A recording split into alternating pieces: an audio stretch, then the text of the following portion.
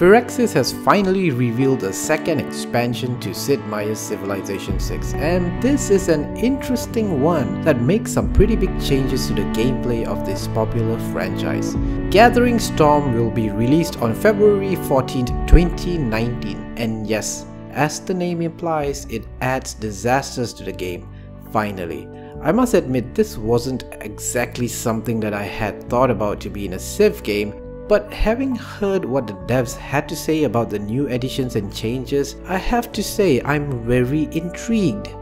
Gathering Storm now adds floods, volcanic eruptions, earthquakes, tornadoes, dust storms, hurricanes, and blizzards. You'll see floods in the gameplay that Firaxis demoed. I've highlighted the main bits in this video. There's some really cool things they've done to the world map now.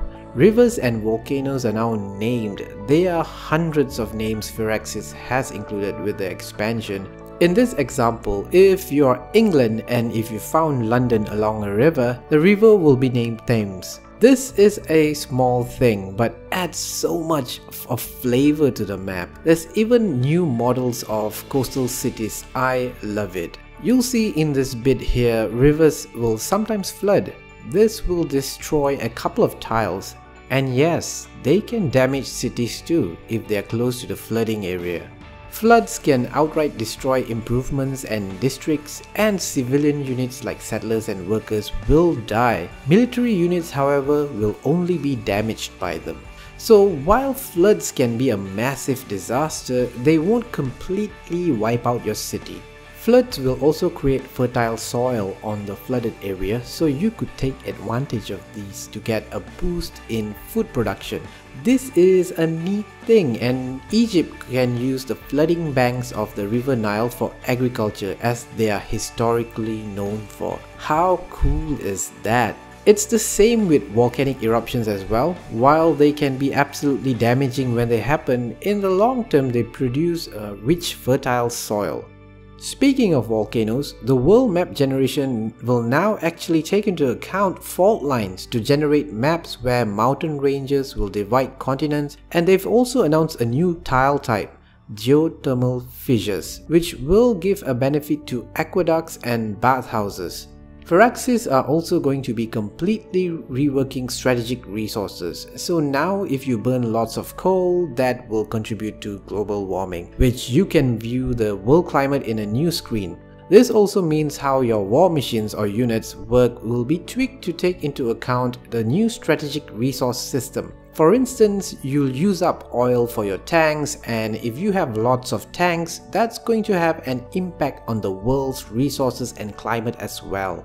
Because global warming will severely impact the world that we live in the future, the devs have had to actually add a new future era to the game with a host of new technologies, which they aren't quite ready to reveal yet. You will see how your playstyle will have an impact on the world map in the future, with polar ice caps melting and rising sea levels. Cool stuff. So how does the civilizations in this new expansion handle world climate and disasters? Well, first of all, there will be new green energy alternatives that won't have an adverse impact on world climate.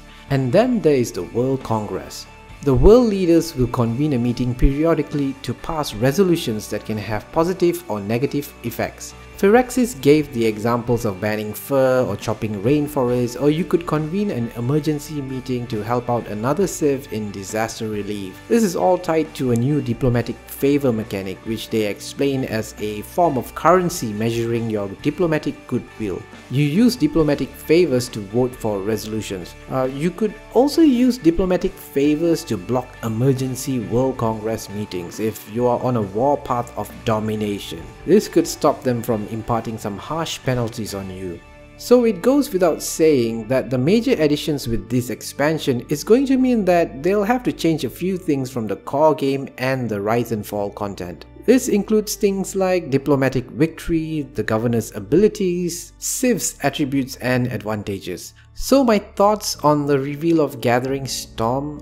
I was surprised in the beginning, not really sure what to think of the emphasis on adding something where you aren't exactly sure how much of an impact each of your decisions will have in an endgame that happens hundreds of turns in the future. I like to know with clarity the breakdown of the effect of anything I do in a game. That feedback is an integral part of any strategy game that allows for strategic planning for the future.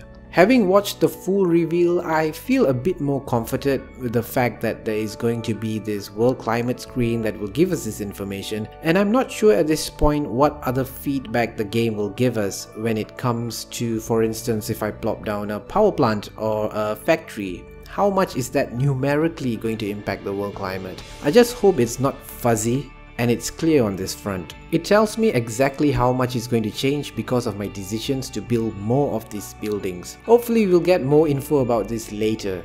I like the additions of disasters. I think it adds a small element of randomness where you'll have to adjust, especially in some games where you're doing incredibly well. The game can get a little boring.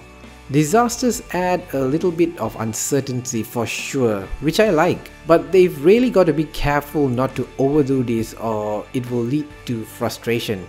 Oh, and yes, there are going to be new civs which Firaxis will reveal at a later date. So what do you think of Gathering Storm? Are you excited about the changes and additions? Do you like the direction the devs are taking with Civ 6 and the franchise as a whole? What civs do you think Firaxis should add to the game? Put your thoughts down in the comments below and let's talk about it. I've also included a link to a post by the lead designer of the game at Beech that expands on these details. You can check that out in the description below. Thanks for watching and I'll see you in the next video.